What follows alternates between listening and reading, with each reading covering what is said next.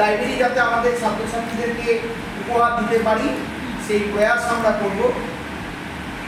আর আজকে এই লাইব্রেরিয়ান ডেতে আমি অচিন্ত স্যারকে, ময়না ম্যাডামকে, স্বরূপ স্যারকে, এই তিনজন, আপাতত এই তিনজনকে, সন্তোষ স্যার আছেন, আমি আপাতত যাদের নাম ঘোষণা করলাম এই তিনজনকে একটা গুরু দায়িত্ব দিচ্ছি। সেটি হচ্ছে যে আমাদের বিদ্যালয়ের যে পত্রিকা, সেই পত্রিকা 2025 সালে আমরা বের করব। নেক্সট বছর আমরা যখন লাইব্রেরি ডে আবার সেলিব্রেশন করব, সেই দিন যেন আমাদের পত্রিকাটা প্রকাশ পেয়ে যায়। আপনারা আগামীকাল থেকেই সকল শিক্ষক শিক্ষিকা, শিক্ষাকর্মীবৃন্দ, ছাত্রছাত্রীদের কাছে যে লেখা আপনারা নিতে শুরু করুন, আমরা বিজ্ঞপ্তি দিয়ে দেবো। পুরো পত্রিকাটা খুব সুন্দরভাবে যেন আমাদের হয়। আর আমাদের সকল টিচাররা মানে 2 লাইনও যদি আপনারা পারেন, কিছু না কিছু আপনাদের মতামত, বক্তব্য, কবিতা, গান, যে কোনো জিনিস কিন্তু আপনারা লিখবেন, আমরা খুব আনন্দিত। ঠিক আছে স্যার, আমাদের পিছনের দায়িত্ব দিয়ে দিলাম। আর এই বলে আমাদের এই ক্ষুদ্র অনুষ্ঠান বলবো না, এটা অনেক বড় অনুষ্ঠান হয়ে গেল। এই বলে আমাদের এই মহতী অনুষ্ঠানের সমাপ্তি ঘোষণা করি। ওই সবাই উপস্থিত আমাদের বিদ্যালয়ের প্রধান শিক্ষক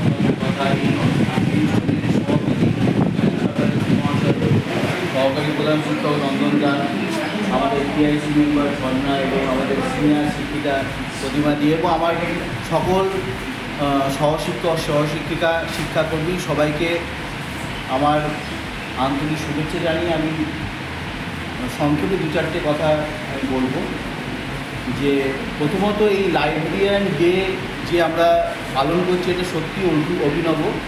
আমার মনে হয় না খুব কম স্কুলে হয়তো হবে এরকমভাবে আমরা লাইব্রেরিয়ান ডেটাকে আমরা যেরকমভাবে এখানে আমরা অনুষ্ঠান করে এটাকে আমরা সেলিব্রেশন করছি।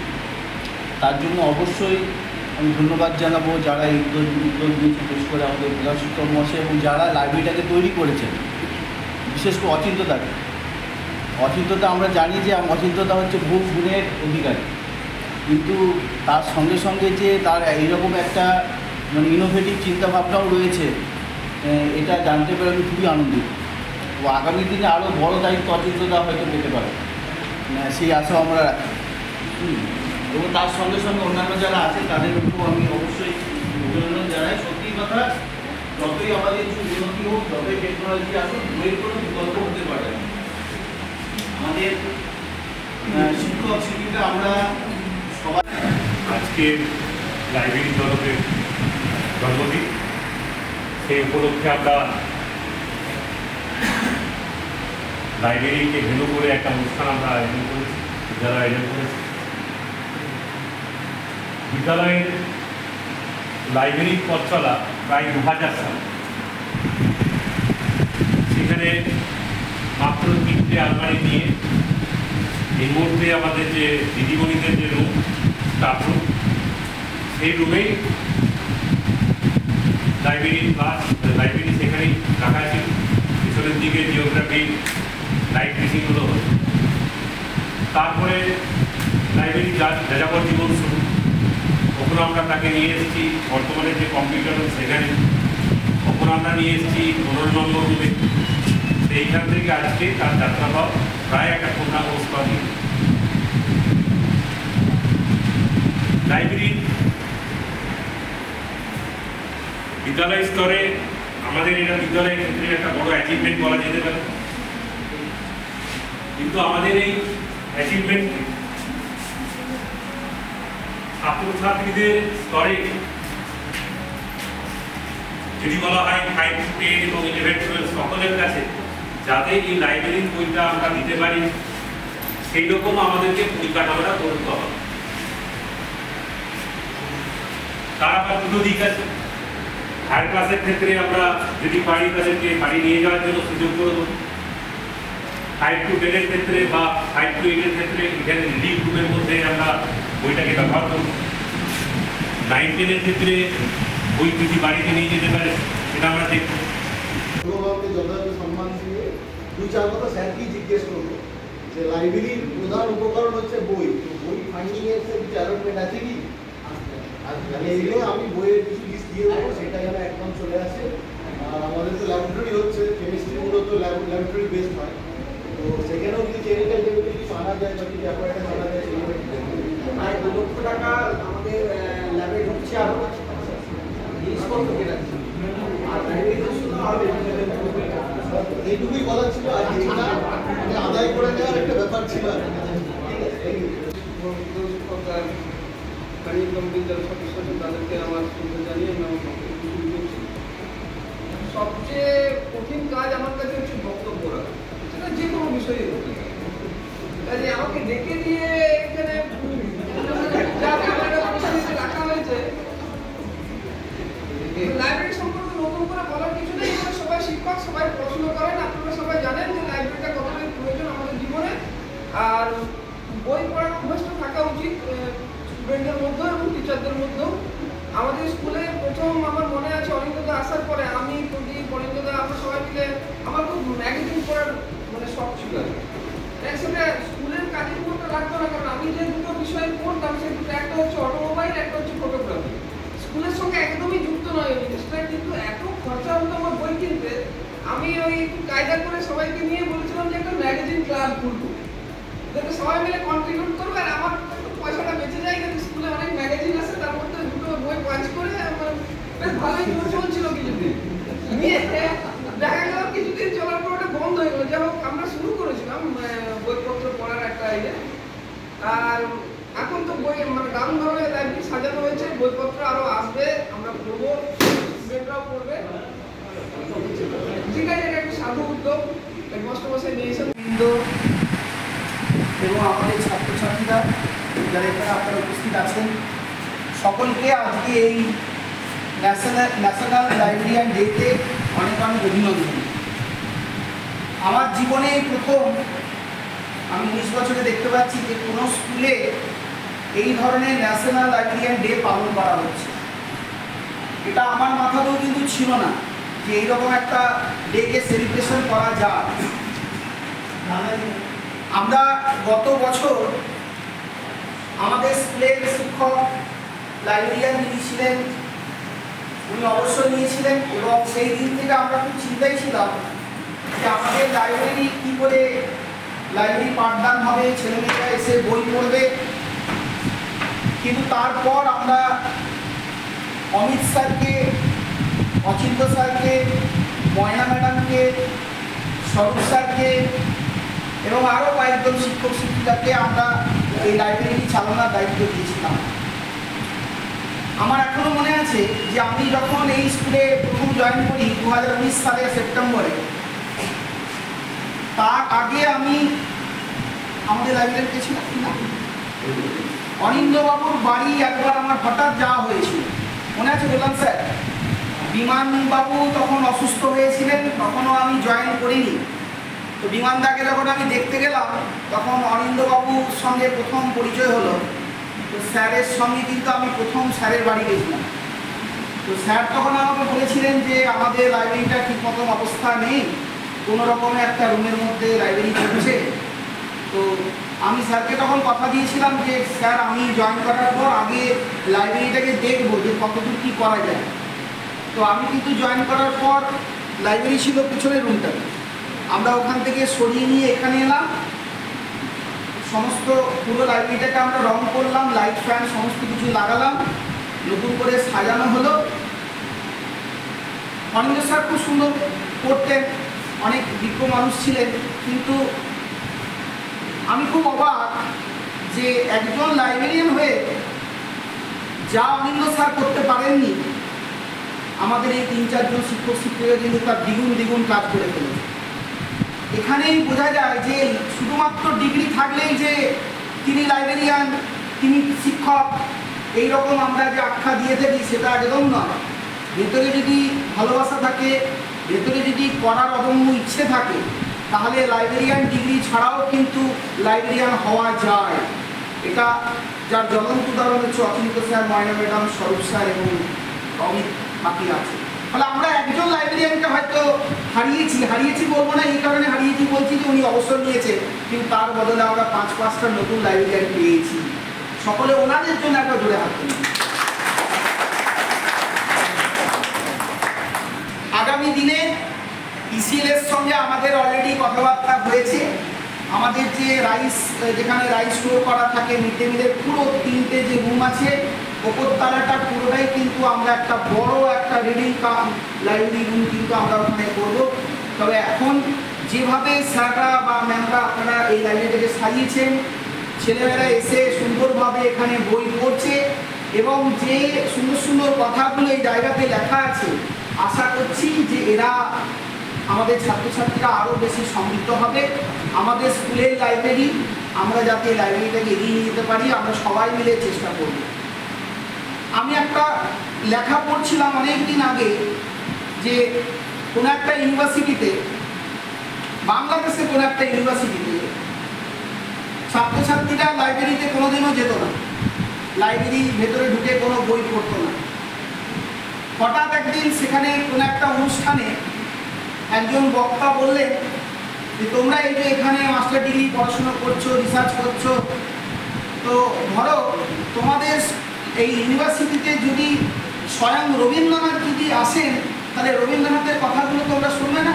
হ্যাঁ, আমরা শুনবো, কেন শুনবো না? যদি আমাদের সুযোগ হয়, রবীন্দ্রনাথকে কোনোভাবে প্ল্যানচেট করে যদি আমাদের ইউনিভার্সিটিতে নিয়ে আসা হয়, আর তিনি যদি আমাদের সামনে কিছু উপদেশ বাণী বা নানা রকম জিনিসগুলি তুলে ধরেন, আমরা নিশ্চয়ই শুনবো। বেশ, কাজী নজরুল ইসলামকে যদি তোমাদের ইউনিভার্সিটিতে প্ল্যানচেট করে আনা হয়, তোমরা তার বাণীগুলো শুনবে না? হ্যাঁ, শুনবো। বিদ্যাসাগরকে যদি আনা হয়, শুনবে না? হ্যাঁ, শুনবো। বলছে তাহলে তোমাদের লাইব্রেরিতে যে বইগুলো আছে তাদেরই লেখা তো বই, রবীন্দ্রনাথের লেখা বই, নজরুলের লেখা বই, বাংলাদেশের অনেক কবি সাহিত্যিক আছে তাদেরই লেখা বই, তাহলে তোমরা ওগুলো পড়ছো না কেন? তখন তাদের আত্ম উপলব্ধি হলো যে আমাদের যে স্যার সেদিন বলছে যে আমরা লাইব্রেরি যেতাম না, আমাদের এবারে লাইব্রেরি যেতে হবে, কারণ বইয়ের বিকল্প কিছু হয় না। আমাদের কাছে যতই স্মার্টফোন থাকুক, আমরা যতই ডিজিটাল লাইব্রেরির মাধ্যমে বইগুলো পড়ি না কেন ঘরে বসে, কিন্তু লাইব্রেরিতে যাওয়া, লাইব্রেরিতে বসে পড়া, নীরবতা পালন করার মধ্য দিয়ে বা একদম যেভাবে নিয়ম লাইব্রেরিতে থাকার, এই নিয়ম, এই সমস্ত রুল রেগুলেশন যা আছে, এগুলোই সেই ছাত্র বা ছাত্রীকে এগিয়ে নিয়ে যেতে সাহায্য করবে। আমি আরেকবার সকলকে ধন্যবাদ জানাচ্ছি যে আমাদের স্কুলে প্রথমবার এই ধরনের একটা অনুষ্ঠান আপনারা সবাই মিলে সম্পন্ন করলেন। ভালো থাকবেন। মহাশয়, সহশিক্ষক, সহকারী প্রধান শিক্ষক মহাশয় এবং অন্যান্য সকল শিক্ষক শিক্ষিকা সকলকে আজ লাইব্রেরিয়ান্স ডেতে অসংখ্য শুভেচ্ছা। অত্যন্ত গরম সহ্য করে আপনারা অনেকক্ষণ বসে আছেন, কিন্তু রুমের যা অবস্থা, এই অবস্থায় আমরা কয়েক মাস ধরে কাজ করে রেখেছি। খুব সংক্ষিপ্ত বক্তব্য রাখছি। রঙ্গনাথন স্যারকে যে কারণে আমরা স্মরণ করে থাকি লাইব্রেরি বিজ্ঞানের জনক হিসাবে, তার একটা ছোট্ট ইতিহাস আছে। মূলত তার জন্ম হয়েছিল মাদ্রাজের শ্রীগালি নামের একটি ছোট্ট শহরে। এই শ্রীগালি নামটি থেকে তার নামের প্রথমে শ্রীয়ালি রামামৃত রঙ্গনাথন এই নামটি এসেছে। তিনি একজন ছিলেন গণিতবিদ। তার সমগ্র জীবনের উদ্দেশ্য ছিল গণিতের সেবা করা, কিন্তু ঘটনাচক্রে 1923 সালে মাদ্রাজ ইউনিভার্সিটিতে পাঠাগার পরিচালনার জন্য একটি লাইব্রেরিয়ানের পদ সৃষ্টি করা এবং 900 জন অ্যাপ্লিক্যান্ট ছিলেন। দুর্ভাগ্যক্রমে কেউই যথাযথ যোগ্যতার পরিচয় দিতে পারেননি এবং এই রঙ্গনাথন স্যার তার লেখনী দ্বারা যারা চাকরির জন্য ইন্টারভিউ নিচ্ছিলেন তাদেরকে এতটাই স্যাটিসফাই করলেন এবং তারা বুঝেছিলেন যে ইনি পারবেন, এবং তিনি যে লেখনী এবং যে থিওরিগুলো বলেছিলেন সেগুলো মাত্র সেই ইন্টারভিউর একদিন আগে এনসাইক্লোপিডিয়া ব্রিটানিকা থেকে তিনি সংগ্রহ করেছেন। যাই হোক, তাকে 1924 সালের জানুয়ারি মাসে লাইব্রেরিয়ান পদে মাদ্রাজ ইউনিভার্সিটিতে নিয়োগ দেওয়া হয়, কিন্তু তিনি সেখানে পরিচালনা ব্যবস্থাতে এতটাই অখুশি ছিলেন, তিনি লাইব্রেরিয়ান কোর্স ছেড়ে দিতে চান এবং লাইব্রেরিয়ান কর্তৃপক্ষ সেই তার আবদার কিন্তু রাখেননি এবং তাকে আরও উচ্চতর শিক্ষার জন্য লন্ডনে পাঠান এবং সেখানেও লাইব্রেরিয়ানশিপে ডিগ্রি অর্জন করার পর সেখানেই গ্রন্থাগারিক হিসাবে যোগদান করেন। সেখানেও একই চিন্তা ভাবনা যে তিনি দেখলেন যে লাইব্রেরি সংক্রান্ত পরিচালনা যা হচ্ছে সেটা ঠিক নয় এবং এর জন্য একটা সুনির্দিষ্ট নিয়ম থাকা দরকার, এবং সেই চিন্তা ভাবনা থেকে তিনি 5 লস অফ লাইব্রেরি সায়েন্স এটি উদ্ভাবন করেন এবং 1928 সালে চিদাম্বরমে তার সেই চিন্তা ভাবনা ব্যক্ত করেন এবং 1931 সালে 5 লস অফ লাইব্রেরি সায়েন্স বিশ্বের সম্মুখে প্রকাশ করেন এবং এই গ্রন্থে তিনি যে 5টি সূত্র অবতারণা করেন তা সমগ্র বিশ্বে আজ সমাদৃত এবং সেই সময় থেকে তিনি আজ পর্যন্ত লাইব্রেরি সায়েন্সের জনক রূপে পরিচিত হয়েছেন। এই 5 লসে তিনি কি বলেছেন? প্রথমে বলেছেন যে বই সবার জন্য, অর্থাৎ বই এমনভাবে লাইব্রেরিটাকে তৈরি করতে হবে সকল জাতি ধর্ম বর্ণ নির্বিশেষে সকলের জন্য পাঠাগারের দরজা উন্মুক্ত করা হয়। এখানে তিনি ডিসক্রিমিনেশন ব্যাপারটি তুলে ধরেছেন এবং এর জন্য লাইব্রেরির সুভাষিসরা যেটা বললেন যে আমাদের একটি খুব সুন্দর স্মার্ট লাইব্রেরি তৈরি করার প্ল্যানিং দেওয়া হয়েছে।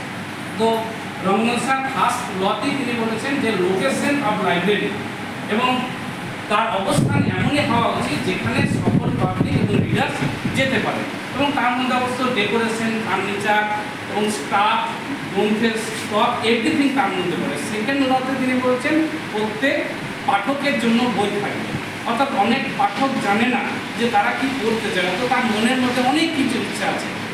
এর জন্য তিনি বলছেন যে বইগুলো এমনভাবে লাইব্রেরিতে রাখা হবে তারা যেন জেলের কারাগারের মধ্যে বদ্ধ হয়ে না থাকে। এই জন্য তিনি ওপেন সেলফ র্যাক তৈরি করার কথা বলেছেন।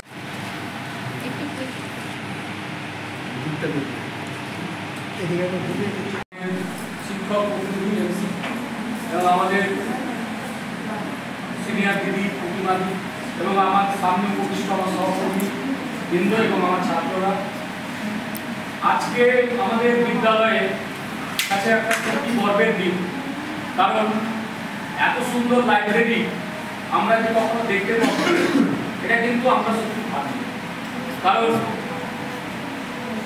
আমাদের লাইব্রেরি ছিল 2002 সাল থেকে আমি সত্যি দেখেছি যে প্রথমে আমাদের লাইব্রেরিটি ছিল আমাদের যেখানে দিদিমণিদের বসার ঘর এখন সেখানে, তারপর সেটি মানে আমাদের কম্পিউটার রুমে আনা হলো, শিফট করা হলো, তারপর সেটাকে শিফট করা হলো 15 নম্বর রুমে এবং আজকে 16 নম্বর রুমে স্থায়ীভাবে আমাদের গ্রন্থাগারটি স্থান পেয়েছে।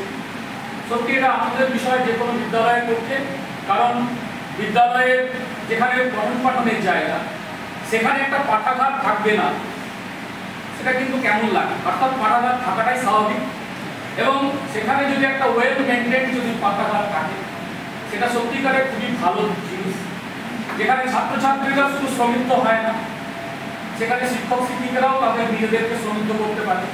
কারণ আমরা সব জানতা নই, আমাদেরকেও কিন্তু এখনো অনেক কিছু শিখতে বাকি আছে। আমরা জীবনে অনেক কিছু এখনো আমরা এই জগৎ থেকে, পৃথিবী থেকে, শিক্ষা জগৎ থেকে আমরা শিক্ষা আহরণ করব এবং ছাত্রছাত্রীরা তো করবেই, তারা আগামী ভবিষ্যৎ, তাদেরকে দিক নির্দেশ করা এবং তাদেরকে সঠিকভাবে পরিচালনা করা, তাদেরকে সুন্দর সুন্দর বই সাজেস্ট করা, যাতে তারা পরীক্ষা শুধু পাস করা না, তারা যেন বৃহত্তর জীবনের সেই সমস্ত শিক্ষাগুলোকে কাজে লাগাতে পারে।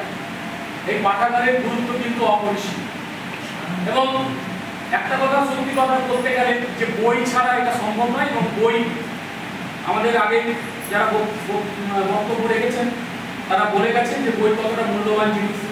আজকে খুব একটা সুন্দর দিন এই দাবিগুলো উপলব্ধি করতে পারছি এবং আগামী দিনে আমরা সবাই মিলে আরো সুন্দর লাইব্রেরি যাতে আমাদের ছাত্রছাত্রীদেরকে উপহার দিতে পারি সেই প্রয়াস আমরা করব। আজকে এই লাইব্রেরিয়ান ডেতে আমি অচিন্ত স্যারকে, ময়না ম্যাডামকে, স্বরূপ স্যারকে, সন্তোষ স্যার, আপাতত এই তিনজনকে, সন্তোষ স্যার আছেন, আমি আপাতত যাদের নাম ঘোষণা করলাম এই তিনজনকে একটা গুরু দায়িত্ব দিচ্ছি। সেটি হচ্ছে যে আমাদের বিদ্যালয়ের যে পত্রিকা, সেই পত্রিকা 2025 সালে আমরা বের করব। নেক্সট বছর আমরা যখন লাইব্রেরি ডে আবার সেলিব্রেশন করব সেই দিন যেন আমাদের পত্রিকাটা প্রকাশ পেয়ে যায়।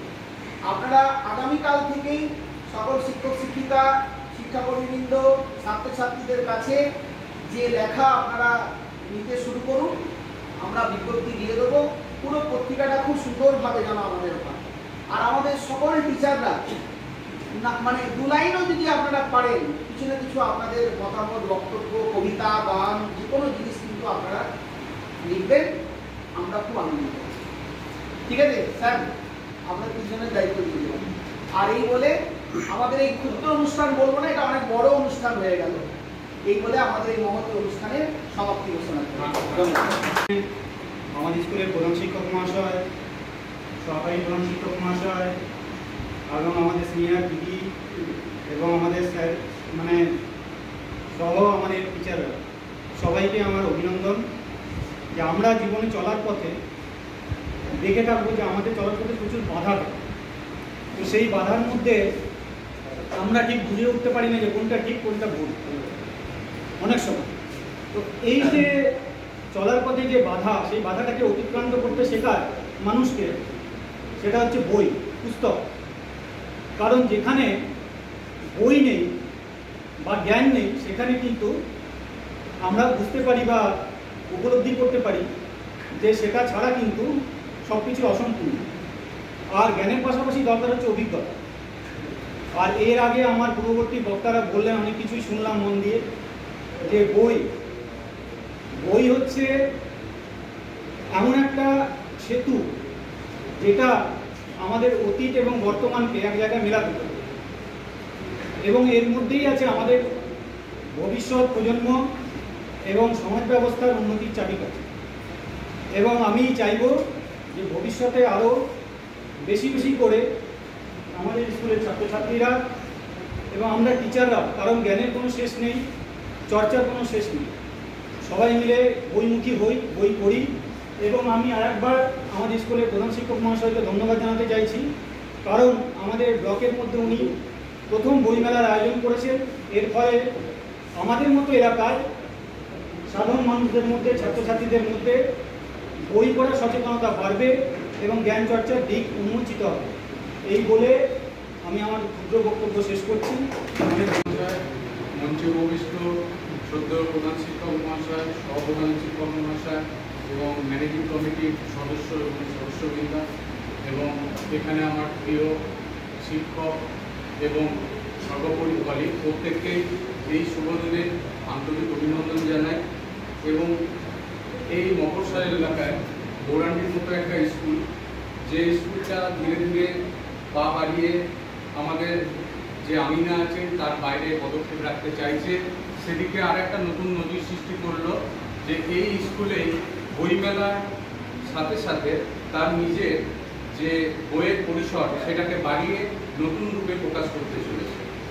এটা যেন ঠিক আমাদের বিদ্যালয়েরই কোনো একজন শিক্ষকের মাথায় একটা পালক যোগের মতো হলো। অর্থাৎ আমি বলতে চাইছি যে যেমন কোনো একটা লোকের বা একজন শিক্ষকের যত ডিগ্রি থাকে তার তত অভিমান, তার আত্মমর্যাদা বৃদ্ধি হয়, ঠিক সেরকমভাবেই আমাদের স্কুলেও যদি একটা লাইব্রেরি এবং লাইব্রেরির ডিগ্রিটা যদি মানে একটা পরিসরটা যত ভালো হবে, তার কিন্তু আত্মঅভিমানও বাড়ার একটা দিক প্রসারিত হয়। তার সাথে সাথে বলি, আমাদের সামনেই আছে বইমেলা। সেই বইমেলাতে আমাদের এই লাইব্রেরিটাকে যদি আমরা সকলের সামনে রিপ্রেজেন্ট করতে পারি এবং সাথে সাথে সেই স্টলের মাধ্যমে সেখানে যে সমস্ত বইগুলো আসবে, সেই বইগুলোকে এই বছরে আমাদের বইমেলা হয়েছিল তার স্মৃতি হিসাবে ছোট্ট একটা আলমারিতে এত বছরের বইমেলা এবং সেখান থেকে সংগৃহীত বইগুলোকে আমাদের 10 বছর, 20 বছর এবং 50 বছর পরেও যে সমস্ত আমরা আবার এখানে ফিরে আসবো, দেখবো যে আমাদের সময়তে বইমেলা প্রথম হয়েছিল আমাদের স্কুলেতে। এবং এইখান থেকেই যে আমরা পথ চলা সবাই মিলে এগিয়ে চলেছি। এবং তার সাথে সাথে আমরা তো দেখলাম ওনার নাম যতবারই বলা যাবে ওনার কি পরিশ্রম করেছেন। এবং তার সাথে সাথে আমাদের লাইব্রেরিয়ান চলে যাওয়ার পর প্রথম আমাদের কিন্তু লাইব্রেরির দায়িত্ব নিয়েছিলেন আমাদের বায়োলজি শিক্ষক অমিত স্যার। সেখান থেকে আমাদের লাইব্রেরির যে মোড় ছিল সেই মোড়টাকে আমরা ঘোরাতে পেরেছি। তারপরে ধীরে ধীরে অচিন্ত স্যার এসছেন এবং অচিন্ত স্যারের যতই প্রশংসা করা যায় তিনি সবার প্রিয় এবং খেটেও দেখেছি আমরা সমানভাবে, এবং তাকে যেদিকে মানে ফেলে দেওয়া হবে সেদিকে তিনি ধীরে ধীরে বাড়তে চান। এটা আমরা সবাই জানি। উনি আমার ভাগ্য নির্ধারণ করবেন হাত দেখে, উনি আমার পথ প্রদর্শন করবে তাবিজ দিয়ে, আবার উনি আমার বইও দেখে দেবেন কোন বইটা কোথায়। মানে ওনার প্রশংসা যতই আমরা করি না কেন অনেক কম করা হবে। তো আমি মনে করি উনি এখনো পর্যন্ত এখানে ওনার দক্ষতার কম প্রদর্শনী করেছেন।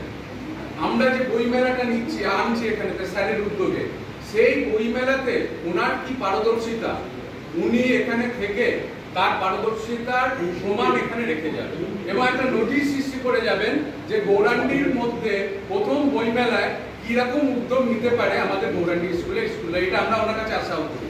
সঙ্গে সঙ্গে আমাদের বাংলা ডিপার্টমেন্টের আমাদের মাতৃশক্তির পরিচয় না দিলেই তো নয়, উনি এখানে দেখতে এসেছেন এবং ভেবেছেন যে অল্প কিভাবে কি করব, কিন্তু ঘটনাক্রমে উনি নিজেকে এতটাই এর ভেতরে ইনভলভ করে ফেলেছেন। আমরা শুনলাম একটা আলমারিকে উনি কি জানি কি একটা মানে নিজের ইচ্ছা শক্তির প্রয়োগে হঠাৎ এক জায়গা থেকে অন্য জায়গায় ঠেলে পাঠিয়ে দিয়েছে। মানে ইচ্ছা শক্তি থাকলে মানুষ যে কি করতে না পারে তার উদাহরণ কিন্তু আমাদের এই স্বয়ং দিদিমণি রয়েছেন।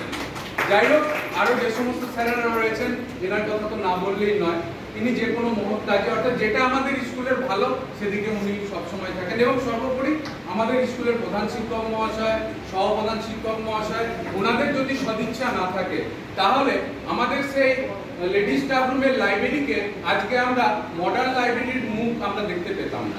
যাই হোক, আপনারা সঙ্গে আছেন, আশা করি আগামী দিন আমাদের এই স্কুলের আঙ্গিকে যে লাইব্রেরি, সেই লাইব্রেরি আমাদের এই এতদ অঞ্চলের মধ্যে একটা উদাহরণ হয়ে থাকবে। যেমন উদাহরণ হয়েছিল কোভিড পরিস্থিতিতে আমাদের এখান থেকে সারা ওয়ার্ল্ড ব্যাপী যে কনফারেন্সের ব্যবস্থা হয়েছিল, আমাদের এখান থেকেই যেমন উদাহরণ হিসাবে এই জোনের মধ্যে সরস্বতী পুজোর একটা প্রাইজ নিয়ে এসেছিল, আমাদের এখান থেকেই যেমন খেলায় বিভিন্ন দিকে আমাদের বিদ্যালয়ের ছাত্রছাত্রীরা তাদের প্রতিভার বিকাশ ঘটিয়েছে, ঠিক সেই রকম ভাবে আমাদের জীবনে যে লাইব্রেরির কি ভূমিকা আছে তা কিন্তু আমরা বইমেলার মাধ্যমে কোনো স্টলেতে ছাত্রছাত্রীদের ছোট্ট একটা এই লাইব্রেরির মডেল হিসাবে আমাদের যে সমস্ত প্রিয় ছাত্রছাত্রীরা আছে তারা দেখেছি সায়েন্সের মডেল বিভিন্নভাবে প্রচার করছে। ঠিক সেখানেই লাইব্রেরির কি প্রয়োজনীয়তা তা আমাদের জনসমক্ষে প্রচারের মাধ্যম একটা হয়ে যাবে কিন্তু ওই বইমেলাটাই। এবং সর্বোপরি আমরা আমাদের ঘরেতেও দেখি যে বই পড়ার যে প্রবণতা সেটা আমাদের অনেকই কমে গেছে। আমরা চলে গেছি সেই মোবাইলের মধ্যে, আমরা স্মার্ট ক্লাসের মধ্যে ছাত্রদের মধ্যে যেন মোটিভেট করে দিচ্ছি যে তোমরা স্মার্ট ক্লাসেতে তোমরা বই ছাড়াও কিন্তু অন্য জিনিসটা খুব সহজে পেয়ে যেতে পারো। কিন্তু আমাদের মাথায় রাখতে হবে স্মার্ট ক্লাস বলি না কেন, তাদের স্মার্ট ক্লাসের থেকে তাদের যখন আমরা নিজে কোনো টিচার পারদর্শিতার সঙ্গে দেখাচ্ছি তার থেকেও বড় হচ্ছে ছাত্রটা যদি নিজে না বই পড়ে, তাকে যতই পড়ানো হোক আর যতই ছবি দেখানো হোক তার মাথায় কিন্তু ঢুকবে না। আমরা বলি পড়াশোনা তখনই মাথায় ঢুকবে যখন তাকে লিখতে হবে এবং পড়তে হবে, অর্থাৎ পড়ার সাথে সাথে লেখাটাও করতে হবে। এটা একমাত্র সম্ভব হচ্ছে আমাদের যদি অভ্যাস করানো হয় লাইব্রেরিতে বই পড়তে হবে এবং সেটা মগজস্থ করে বাড়িতে তুমি এখানে কতটা পড়লে সেটা তুমি লিপিবদ্ধ করবে। আর সর্বোপরি আমাকে যেমন ওয়ার্ড এডুকেশন হিসেবে মোরে আরো আরো আরো দাও প্রাণ ভরিয়ে দিশা হরিয়ে মোরে আরো আরো আরো দাও প্রাণ তব ভুবনে তব ভবনে মোরে আরো আরো আরো দাও স্থান মোরে আরো আরো আরো দাও প্রাণ প্রাণ ভরিয়ে দিশা হরিয়ে মোরে আরো আরো আরো দাও প্রাণ আরো আলো আরো আলো এই নয়নে প্রভু ঢালো আরো আলো আরো আলো এই নয়নে প্রভু ঢালো সুরে সুরে বাঁশি পুরে তুমি আরো আরো আরো দাও টান মোরে আরো আরো আরো দাও টান টান ভরিয়ে দিশা হরিয়ে মোরে আরো আরো আরো দাও টান আরো বেদনা প্রভু দাও মোরে আরো চেতনা তার ছুটায় বাধা টুটায় মোরে করো ত্রাণ মোরে করো ত্রাণ আরো বেদনা প্রভু দাও মোরে আরো চেতনা তার ছুটায় বাধা টুটায় মোরে করো ত্রাণ মোরে করো ত্রাণ আরো প্রেমে মোর আমি ডুবে যাক নেমে আরো প্রেমে মোর আমি ডুবে যাক নেমে সুধাধারে আপনারে তুমি আরো আরো আরো করো দান প্রাণ ভরিয়ে দিশা হরিয়ে মোরে আরো আরো আরো করো প্রাণ তব ভুবনে তব ভবনে মোরে আরো আরো আরো দাও স্থান মোরে আরো আরো আরো দাও প্রাণ প্রাণ ভরিয়ে দিশা হরিয়ে